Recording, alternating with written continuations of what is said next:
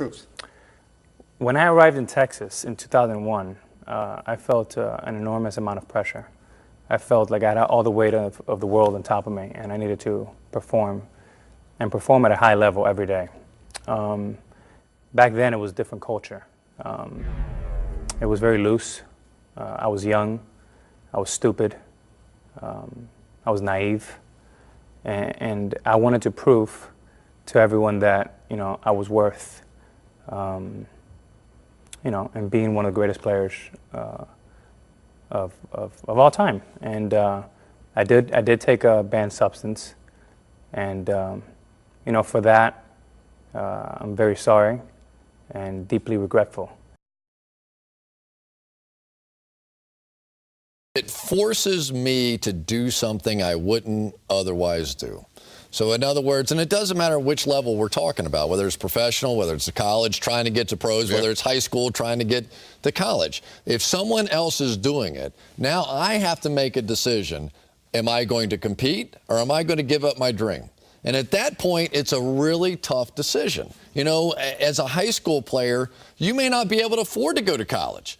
Man, my mom and dad can't send me to college, but if I go over here and do this little thing, I might be able to get one of those scholarships over there. And it goes at every level. So when you start talking about an NFL guy, okay, rubs something on his leg and all of a sudden he can get a new contract, that's one thing.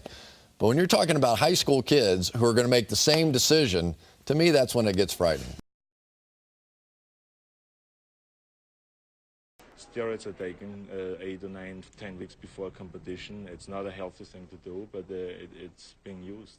Did you take them? I take them. I took them, up until the competition, 8 or 9 weeks before competition, and it was something that everybody had to do in order to get an equal chance.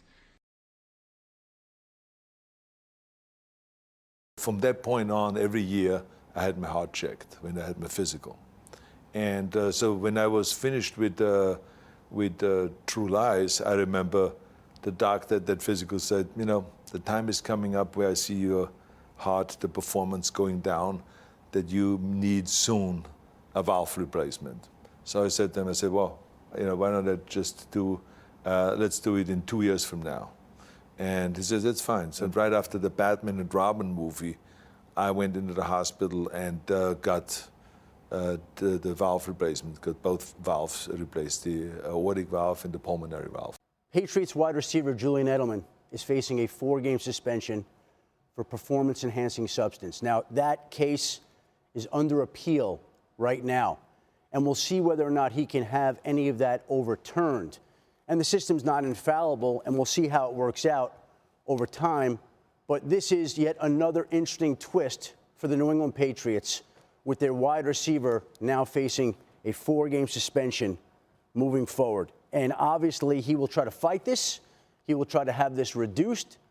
The appeal right now is underway as we speak.